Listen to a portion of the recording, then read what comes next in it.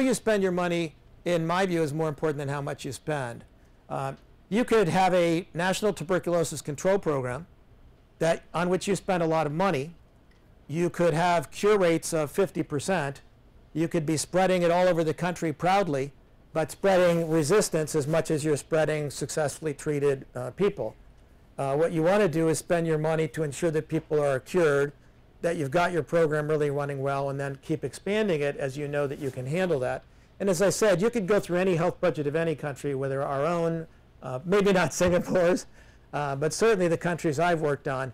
And even though it may be so that many of them need much more money to address their health concerns, it's probably also true that an important share of the money they spend is not used effectively or efficiently. There's a gigantic gap in effectiveness and efficiency, certainly in a lot of the countries, low and middle income countries, and I would encourage you to think about that. Don't hesitate to interrupt me at any time. Let's move on and then just take a quick snapshot of the world. Now, these are depressing facts, but that's because I'm focusing on what's missing, what's wrong in low and middle income countries. I had an undergraduate student at GW who came up to me crying after the first class and said she didn't think she could stay in the class. It was just too depressing. And I tried to convince her that if she could make it through the first 3 or 4, we would actually start talking about solutions and she would feel much better. She stuck it out, and I told her we would also have fun talking about even the most horrible things, and that helped too. But these are not very happy. Wendy, if 7 million under 5 children, more or less, are dying every year, how many, if you had an airplane that held 350 people, how many airplanes a year full of under 5 children would be falling from the sky? A lot. I think isn't that 2,000? So 2,000, that would be 5.5 or something a day, right? So I dare say that Brandon, if 6 777s a day fell out of the sky full of under 5 children, I presume you'd be concerned, right? But right now, I presume you have a lot of other things to worry about, and probably didn't have 7 million under 5 child deaths at the top of your head, because that's not what you do, which is fine. But there's and most of these, of course, as you know, and as we'll talk about, are preventable deaths. Very few of these deaths need to happen. As Wendy pointed out, a huge share of these deaths are related to undernutrition. The precipitating risk factor is undernourishment. There are places in the world like North India where almost half of the children in 2013 are stunted. If you've been in Central America, when you come to Washington and see all the Salvadorians or the indigenous Peruvians, they're not short because they're inferior people. They're short because of what they ate. Anjay. How many children were born each year? That's a good question. I'll show you on a different slide. This is probably about 20 per thousand, maybe 25 per thousand. My guess would be it's something like 25 per thousand. As you'll see in a second, in the worst off countries, maybe 15 children for every 1,000, maybe 150 children, sorry. In the worst off countries, 15% of the children will die before their 5th birthday. In the best off countries, it'll be 3 or 4. But my guess would be something like 15 or 20 per thousand. That would be my guess. AIDS, this is an opinion. When I state an opinion, I'll tell you, I don't understand how the world can talk about a world free of AIDS and take enormous credit and pound themselves on the chest for the great work done on AIDS. I think this is one of the most substantial development, economic, and health failures of all times. Gazillions of dollars been spent, often in the wrong areas, in my view, as the world has continued to watch, until very recently, more and more people become infected. And now we're thrilled that such a large share of the people in need are on drugs, which is great. I'm not happy to see them die. But they're on drugs because the world has, in my view, done so poorly in trying to prevent new infections. And we're still in a world in which there are 2.5 million new infections. There's been progress in tuberculosis, and of course, as AIDS drugs get out there, as you know, there'll be fewer and fewer TB deaths, as well as getting TB deaths to people with TB drugs to people with HIV. But there's still over 1 million deaths a year from TB. Malaria has come down substantially, but there's a fair number. These is almost all, as we'll talk about, pregnant women and very young children. This is good news in some respect. but in other respects, the world's made very little progress. When I was your age, we talked about 400,000 maternal deaths in the world. Now they talk about 300,000. There are many more women now, so in some respects, the rates have come down. But there's also a huge amount of maternal morbidity that we'll talk about. And finally, if you look at the neglected tropical diseases, I mean, something like 1 in 10 people in the world is walking around with one kind of worm or another kind of worm. And often, as you probably know, they're not just walking around with one worm, but they're actually polyparasitized. They're walking around with several different kinds of worms at once. So if this isn't good, if there's anybody here for whom this isn't a good enough reason to worry about the health of poor people in poor countries, be sure you let me know, and I'll be sure you get thrown out of school. Just kidding. I told you, don't be ideological. It's not allowed. So let's look really quickly at the kind of health status of the world. Junjan, did you say? Yeah. Junjan, if you looked at this and you could in one sentence give your grandmother, what's the 1 or 2 takeaway messages of this in the simplest and clearest way?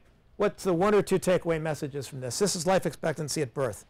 And pardon me, these are World Bank regions.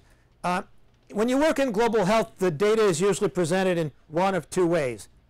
Especially if it relates more to development issues, it's usually organized by World Bank region. And this is Sub-Saharan Africa, I'm calling it that, they call it Africa, South Asia, East Asia and the Pacific, Middle East and North Africa, Latin America and the Caribbean, Europe and Central Asia, which is Russia and the Stans, and the Club of High-Income Countries.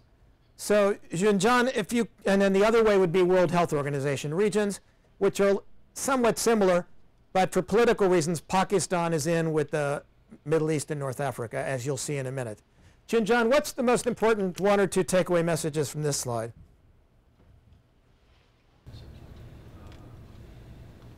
I think how long you live is related to where you live. There's an enormous amount of variance in life expectancy depending on where you live. Xiaoli, I completely blocked. I just didn't see the. I do see you, but I didn't call on you. So now I'm going to do it 10 times in a row. Xiaoli, what else? So I think the life expectancy is associated with economic status. Life expectancy is clearly associated with economic status. Eric? She took my point. Okay. Emma?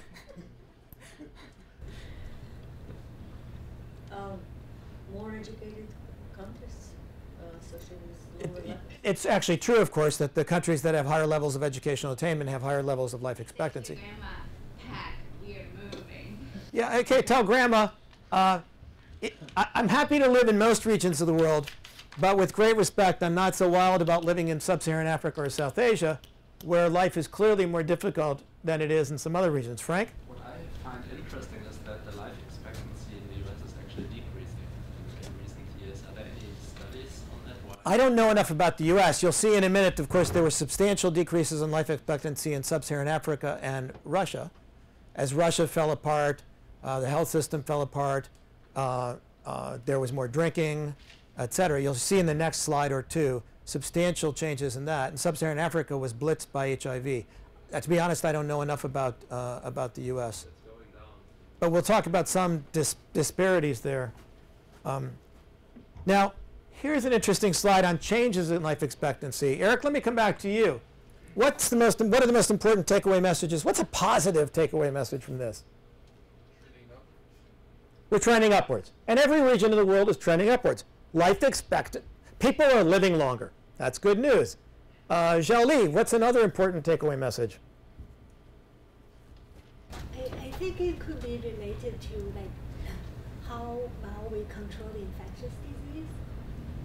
It could be. We might get there. We'll see. And many other messages from this one. I think this most important message is every country It's going up. But Pravin, what else would you want your grandmother to know? My grandmother, by the way, lived to be 105 and used to call me and say, I see this guy on television who is talking about TB. Do you know him?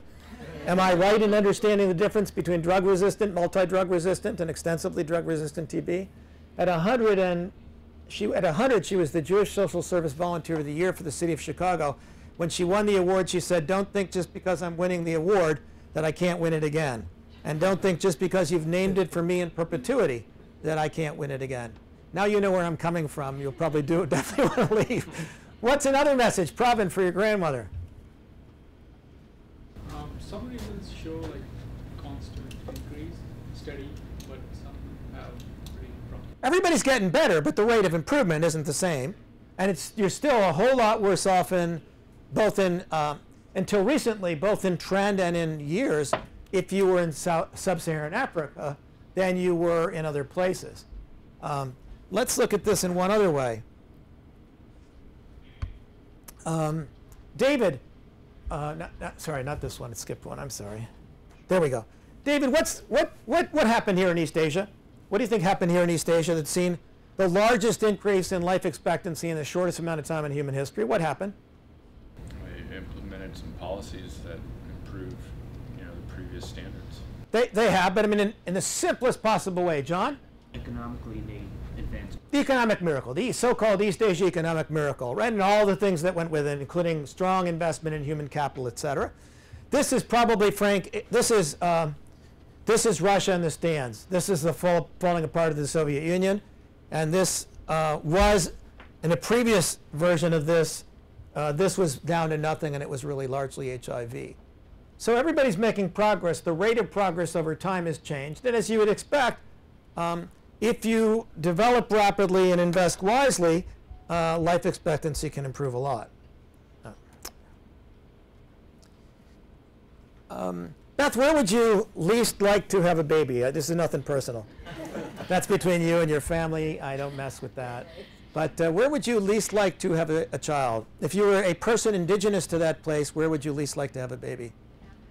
In sub-Saharan Africa on average. In the world, the least healthy place is a single district in Afghanistan, where I think the maternal mortality ratio is 1,800 per 100,000 births, and where I don't know what that is exactly. It must be something like 1 out of 6 your chance of dying in childbirth. Okay, and Anis, where would you most like to have a baby if you were going to have one? In the OECD country. Yeah, I mean, I'd probably have it in Denmark or Holland or Norway. Germany is also quite healthy. And what's interesting here, of course, is the richest countries are in here. There's still some important gaps here. In Mexico, there's enormous progress, and yet the quality of care is every woman has an most women have institutional deliveries. Most are attended by a skilled birth attendant, but the care isn't always very good, and so the Mexicans are still worried about maternal mortality. But in South Asia and sub-Saharan Africa, there are still enormous gaps. And there are places in sub-Saharan Africa where the risk of dying in childbirth is stated as something like 1 in 12, 1 in 16, etc. Now let's look at the next 3 slides: neonatal mortality, infant mortality. Blake, can you remind me what neonatal means? Pre-birth. It's not pre-birth, but it's first 28 days. Okay. And what's John, when we talk about infant mortality, what are infants? Infant is 5. It's below 1. And remind me behind, it's Evan, right? Yep. Okay, so Evan, let's look at, and what's the takeaway message here? For your grandmother, grandfather, David, Howie, doesn't matter. David not, but Howie. I think again, there's areas where we don't want to raise our young child. Which are the least healthy? Sub-Saharan and Saharan Africa. And this is measured over 1,000. So what this says is, in the worst off regions of the world, 3 kids out of 100 are dying before their 28th day, right? And all of you know that the most dangerous period for a child is the first minute, first hours, first days, and first few weeks. And that's even more true, of course, if you don't have an attended delivery, they don't cut the cord in a clean way, there's no doctor or skilled healthcare personnel.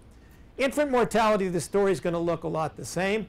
The 2 worst off regions are here. Almost no kids die in their first year of life here.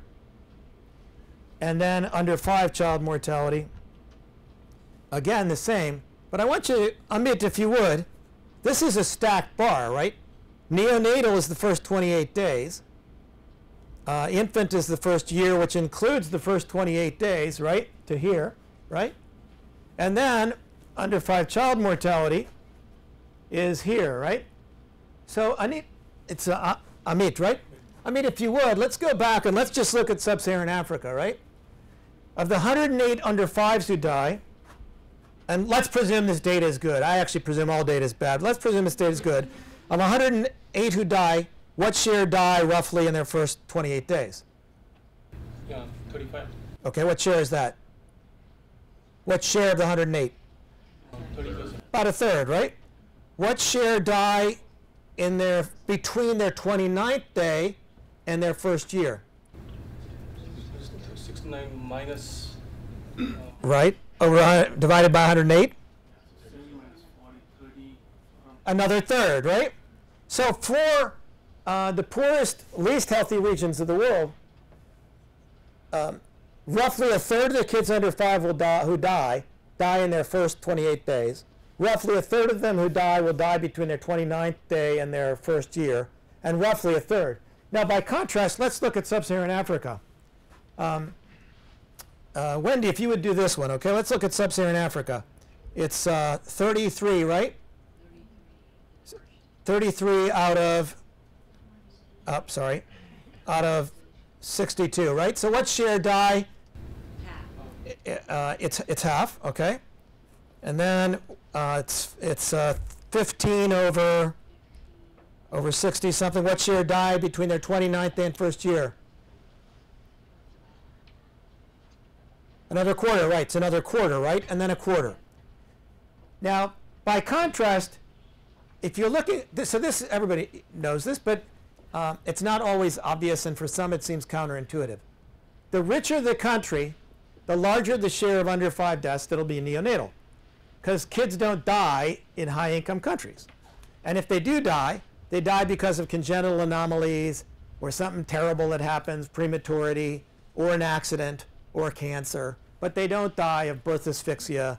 They don't die because the mother was really terribly undernourished, and they don't die because there's nobody to call if they need an antibiotic when they're young. They sometimes die of neonatal tetanus. These things don't happen in high-income countries. So the richer the country, the larger the share of neonatal deaths as a share of total under 5 deaths.